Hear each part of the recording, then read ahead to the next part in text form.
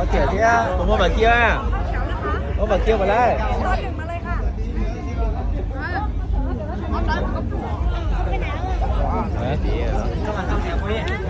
ไม่ไหนข้าแต่งเอาไหนข้าไปชี้ขายเนี่ย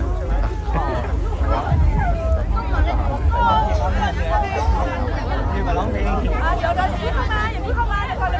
น้องถ่ายเลยเช็คหน่อยเดี๋ยวไม่ต้องเสียเข้ามาเดี๋ยวจะถ่ายหน่อยเข้ามาถ่ายเรื่องคนเนาะโอเคครับผมนี่กูลิ้นตัวพี่ใจเย็นเนาะ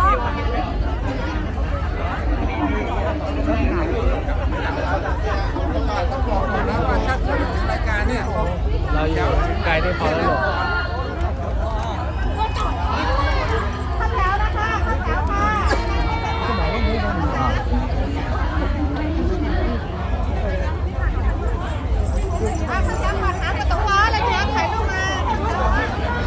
โอ้จีราต่อเขียวใช้ต่อแต่วุ่นจังอย่าเพิ่งเข้ามาอย่าเพิ่งเข้ามาเดี๋ยวก็ค่อยปล่อยนะอย่าเข้ามานะเดี๋ยวรอก่อน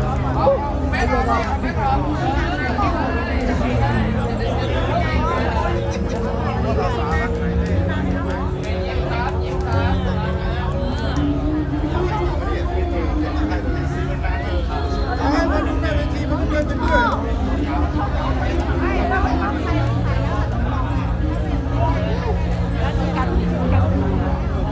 พอแล้วเชื่อเอา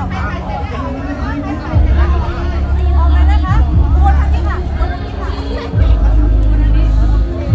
พอพี่แล้วเนาะไปรอ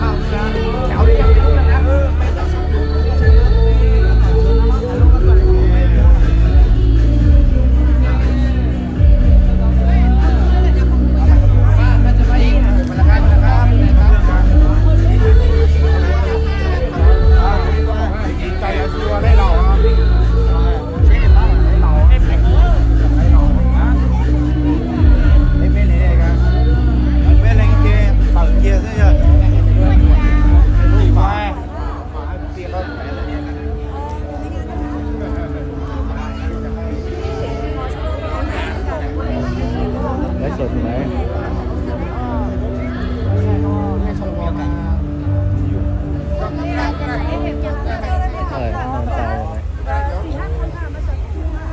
อยากเจอเขาต่อหน้าต่อตาคนแค่ตรงนั้นเอง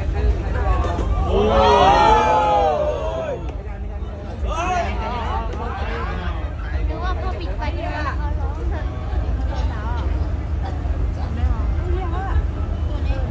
เอาใช่ไหมคือเอาหลักตั้งแต่ละช้อนเดี๋ยวเธอเนาะเอาไว้ให้เดิน